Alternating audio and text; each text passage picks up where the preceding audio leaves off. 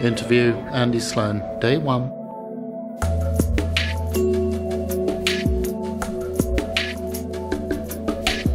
you want to leave these holes in or do you want to cover them up? Cover them up. Think about what you're taking, what you can see in your viewfinder. At Rosehill School in Nottingham, they are challenging the belief that pupils on the autistic spectrum are not able to use their imagination successfully. The Creative Partnership project encourages pupils to experience a wide range of media to produce innovative artwork. And teaching assistants take an active role in the planning, delivery and evaluation of creative activities. Kaylee, a former pupil, reveals how lessons in digital photography enabled her to realise her dream. You wouldn't have recognised me 3 years ago. I didn't used to talk and I used to get very angry. Are you ready? Lights, camera, action. Autism is a lifelong biologically based developmental disorder, and that will affect people in 3 ways. They will have difficulties with communication.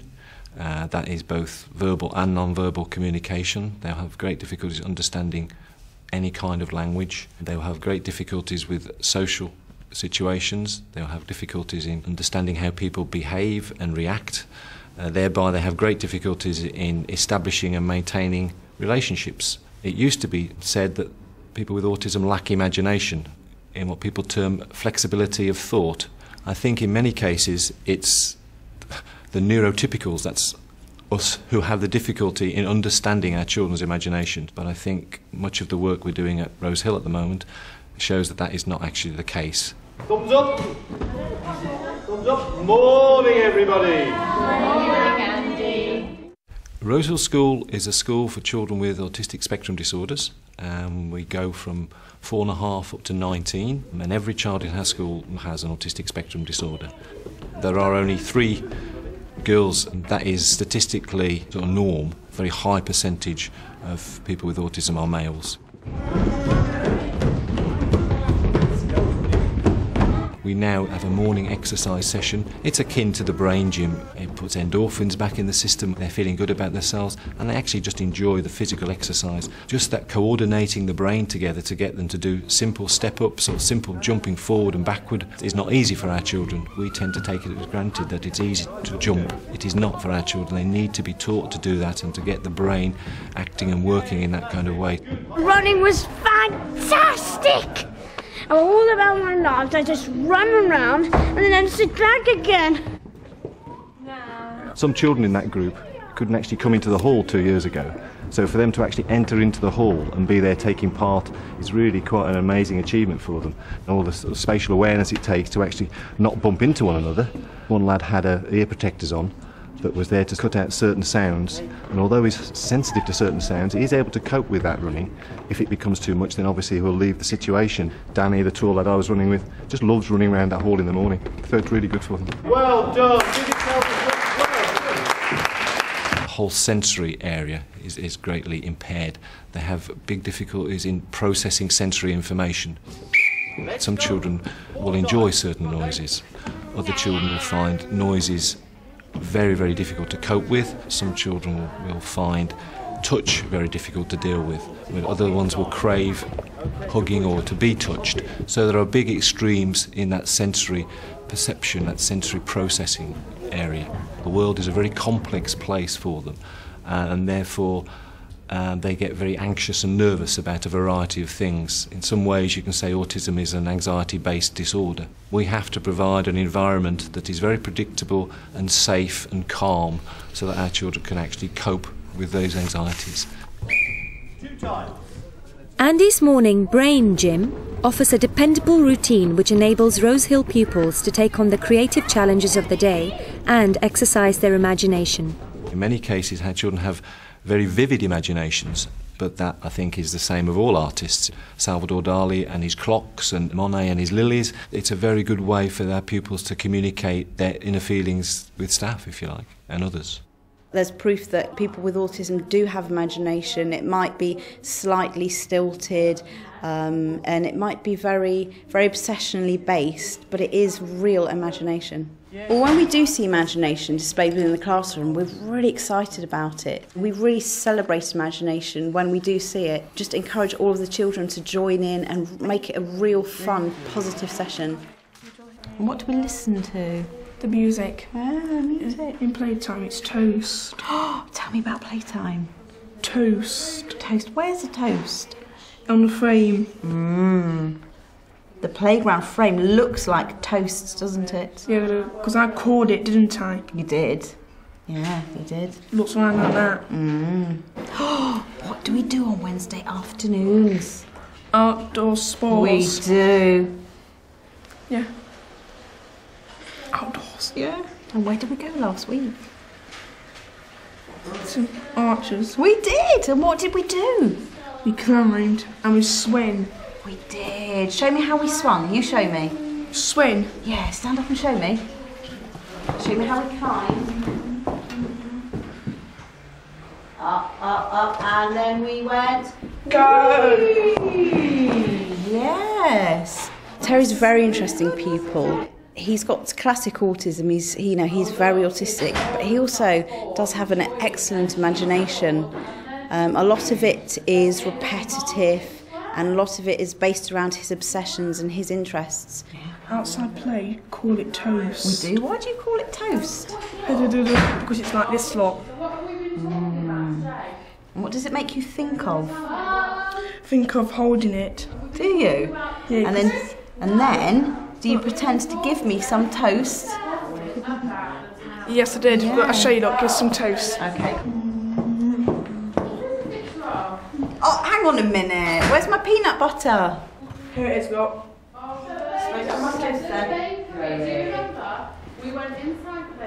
Thank you. How much will that be? Might be 6p, won't it? 6p, there you go. Thank you. Okay, let's see my taste my toast. No. Oh, delicious. Would you like some? Yeah, but shall I pretend I'm going on a climbing frame? But shall I pretend to be a climbing frame? Yeah, pretend to go on the climbing frame. Go on then.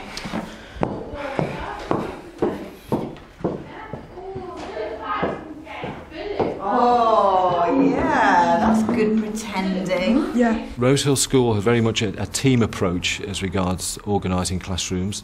There will be one teacher and 3 or 4 teaching assistants. Ofsted picked up on the fact that a team approach is very central to the way that we work with our pupils. Many of our TAs have an interest in music and drama and art, and we have used that interest and built that up. And many of our TAs have a leading role to play in the development of the arts within the school. They actually take on board much of the planning organisation along with the teacher, but have a leading light to play within the school as regards the arts.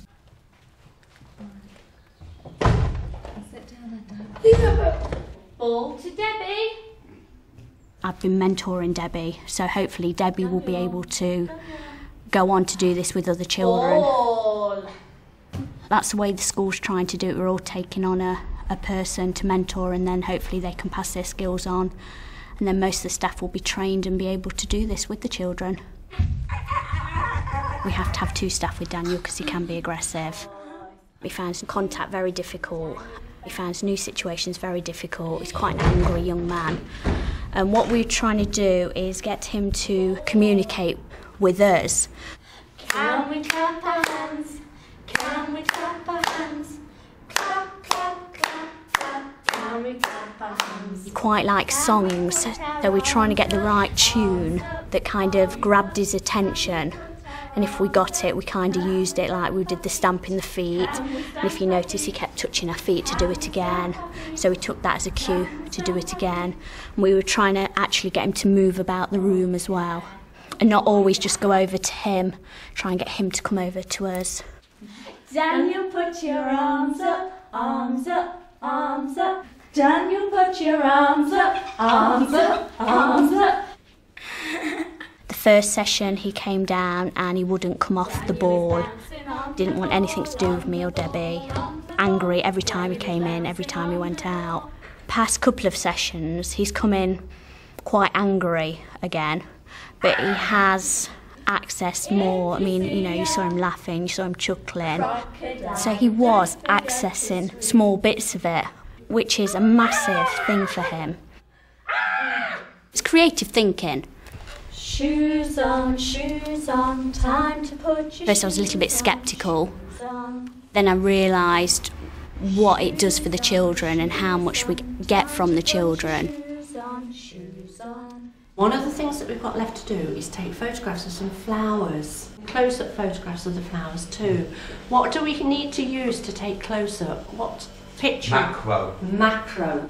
The nice flower. It's a flower symbol on those sorts of cameras, isn't it? We've actually had 5 pupils doing a Open College Network accredited course in digital imaging at entry level, and we have just finished off some of our folders doing that, and it's been really exciting. They've done some lovely work. We've done a lot of work on close-up, looking at macro images, exploring our environment with the camera.